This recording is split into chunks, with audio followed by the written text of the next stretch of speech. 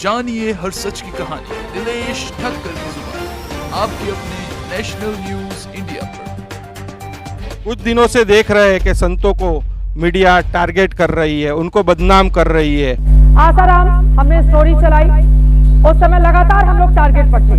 हम लोग आज भी इन लोगों के जो अनुयायी हैं उनके निशाने पर रहते हैं। महिलाओं पर बाबा के बोल पर बवाल हो गया है कि इतने बड़े संत इस तरह का बयान कैसे दे सकते हैं। महिलाओं और बेटियों को लेकर बेहद हल्की बात की है।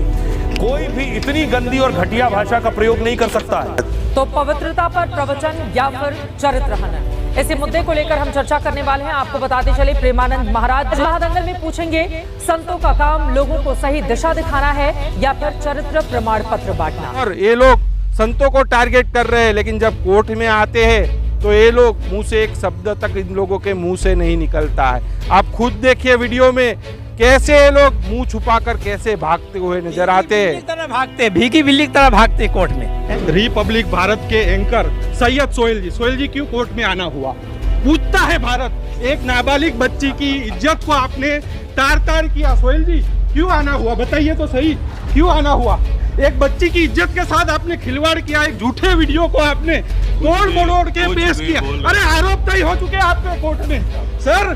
5-6 धाराओं में 5-6 धारा लग चुकी है। पोस्को की अदालत में आपके मुकदमा चल रहा है सर। बहुत बड़ी बात है। अरे गिर तो आप गए हो पत्रकारिता जगत में। मैम 3 बारी कोर्ट में आ रहे हो, जनता जानना चाहती है। प्लीज मैम आंसर तो दीजिए। चित्रा लगाती है, वॉट इतना हाई रहता है। Can you tell me why have you come here? Ma'am we deserve to know an answer, please answer me ma'am. उसके बावजूद 12 साल के बाद फिर से सैयद सोहेल कहो, चित्रा त्रिपाठी कहो, सुधरने का नाम नहीं ले रहे और लगातार अपने कार्यक्रम में हिंदू संतों पर निशाना साध रहे। जैसे अनिरुद्धाचार्य कहो, प्रेमानंद जी महाराज कहो और संत आसाराम जी बापू कहो। आज उनके लिए तुम फंडिंग कर करके मीडिया के द्वारा हिंदू संस्कृति को, समाज को नष्ट करना चाहते हो तो सावधान हो जाओ।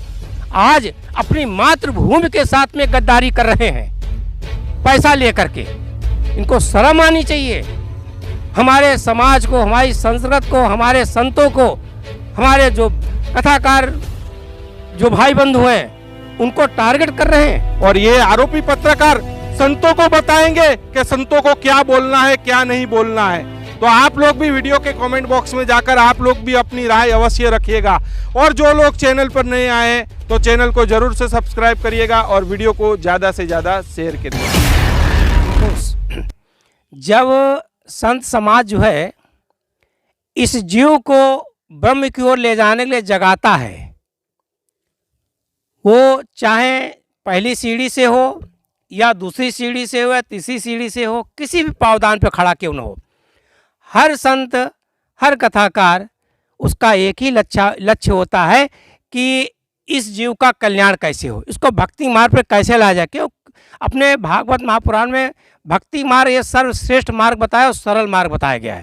और वही कार्य हमारे प्रेमानंद जी भी कर रहे हैं, अनुराचार्य भी कर रहे हैं और हमारे और भी बहुत से कथाकार हैं और संत लोग जो हैं उनका भी यही कार्य है, क्योंकि जीव को कल्याण करने के मार्ग पर ले जाने का काम। और ये कार्य जितना लोगों को सरल दिखता है तो वास्तव में इतना कार्य कठिन है, इसकी वर्णना नहीं कर जाती। घर में बच्चे को IAS अधिकारी बनाने के लिए लोग एड़ी से जोड़ी से जोर लगा देते हैं और फिर नहीं बन पाता और रिक्शा चलाता है। परंतु एक संत बनाने के लिए बच्चे को घर से निकालना लोग बहुत कठिन पड़ता है। और जब संत बनता है तो उसके चरणों में लाखों लोग IAS से अधिकारी बैठते आकर के हैं। कितनी महिमा उस संत की होती है, ये देखो इसको। और वो जीव को कहाँ से कहाँ ले जाता है और उस जीव को ये मीडिया टारगेट करती है। और मीडिया क्या टारगेट करती है, इसके पीछे तो बहुत आसुरी शक्तियाँ लगी हुई हैं जो करवाती हैं। खुद तो उनको पता नहीं कि हमारा जो धर्म है कहाँ से चला है। आज हम दूसरे धर्म को तोड़ने के लिए मीडिया के माध्यम से हम ख़त्म करना चाहते हैं। अरे तुम देखो, तुम्हारी पूर्वज कौन थे पहले, आज तुम कहाँ हो? तुमने अपने पूर्वजों के साथ में क्या किया है? क्रॉस पे चढ़वा दिया, जहर दिलवाया तुमने, हैं?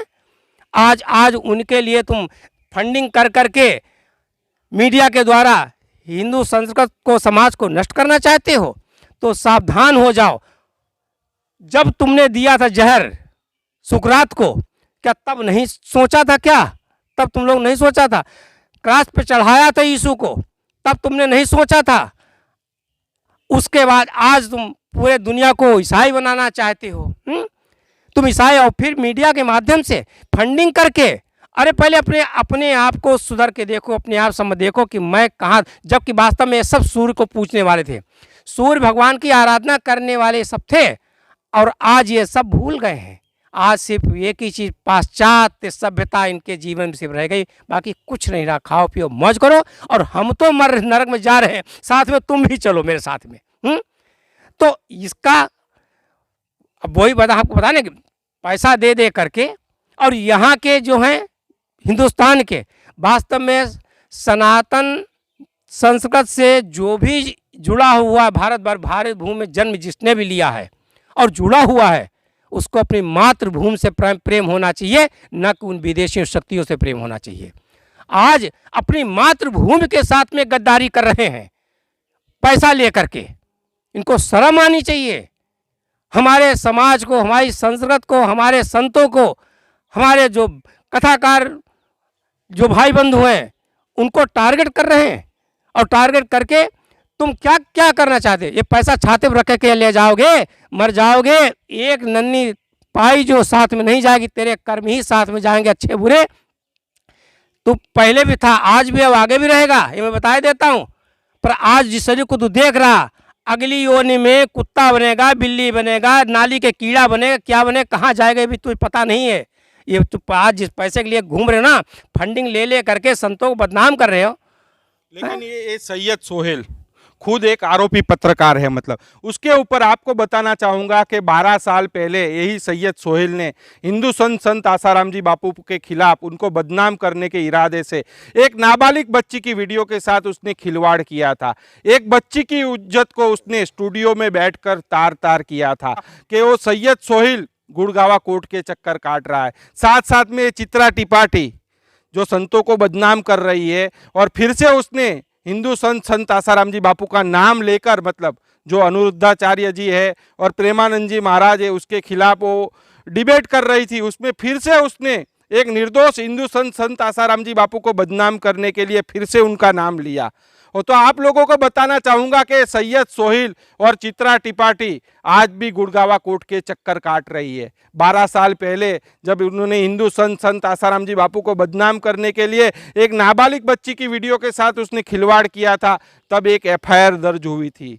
और अभी की बात की जाए तो उन लोगों पर आरोप तय हो चुके हैं।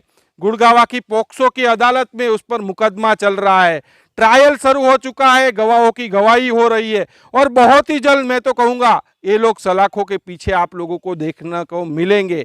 और ये लोग संतों को टारगेट कर रहे हैं, लेकिन जब कोर्ट में आते हैं तो ये लोग मुंह से एक शब्द तक इन लोगों के मुंह से नहीं निकलता है। आप खुद देखिए वीडियो में कैसे ये लोग मुंह छुपाकर कैसे भागते हुए नजर आते हैं। भागते, भीगी बिल्ली की तरह भागते हैं कोर्ट में, हैं? और स्टूडियो में कितना चिल्लाते हैं। स्टूडियो में ऐसा लगता है इनसे बड़ा कोई शहंशाह नहीं है, हैं? इनसे बड़ा कोई शहंशाह नहीं है। सबसे बड़े शहंशाह यही हैं जो कुछ सारे हिंदुस्तान को यही उठा के चला रहे हैं। और वहाँ जब जाते हैं, डंडा लेके कोई आदमी दौड़ता है तो भागते घूमते हैं। अरे भाई वहाँ जवाब दो, मीडिया में क्यों नहीं जवाब देते भाई? वहाँ जब पूछते हैं भाई तुम लोग क्या आए हो यहाँ, क्या तुम्हारा काम है, कोर्ट में क्यों चक्कर लगा रहे हो, हैं? तब बोलती बंद हो जाती, तब नहीं बोलते हैं, तब कहते हवा खाने आए हैं। कोई नहीं सर, आज क्या रहा मैरूम कोर्ट में? हवा खाने आए, दिखाई नहीं दे रहा है। अरे हवा भगवान, संसार तो परमात्मा तो हवा पूरे ब्रह्मांड में सब जगह दे रहा है। क्या कोर्ट की हवा खाने आए? इसके मतलब स्पष्ट हो रहे हैं कि वो अपने स्वीकार कर रही है कि मैं जेल की हवा खाने की मैं तैयारी करने के लिए यहाँ आई हूँ। जानिए हर सच की कहानी दिनेश ठक्कर की जुबान, आपके अपने नेशनल न्यूज इंडिया पर।